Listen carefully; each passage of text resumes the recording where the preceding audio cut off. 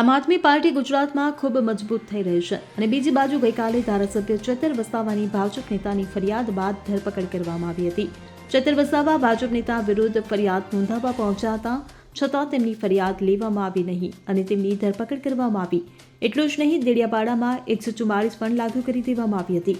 જે બાદ સમર્થકો ખૂબ મોટા પાયે એકઠા થઈ ગયા હતા અને પોલીસ સ્ટેશન બહાર પોલીસ સાથે આપના ધારાસભ્ય ગોપાલ ઇટાલિયાની પણ બબાલતી હોવાનું સામે આવ્યું છે. સાથે જ ભારે હોબાળો પણ કરવામાં આવ્યો હતો. જે બાદ આજે પોલીસ દ્વારા રિમાન્ડની માંગણી કરવામાં આવી હતી. પોલીસે ચેતર વસાવાના 5 દિવસના રિમાન્ડ માંગ્યા હતા, પરંતુ કોર્ટે આ રિમાન્ડ નામંજૂર કર્યા હતા. Bureau report CN24 news.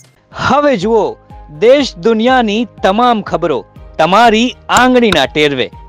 ઉઠાવો મોબાઈલ અને Google Play Store પરથી ડાઉનલોડ કરો અમારી CN24 ન્યૂઝ મોબાઈલ એપ.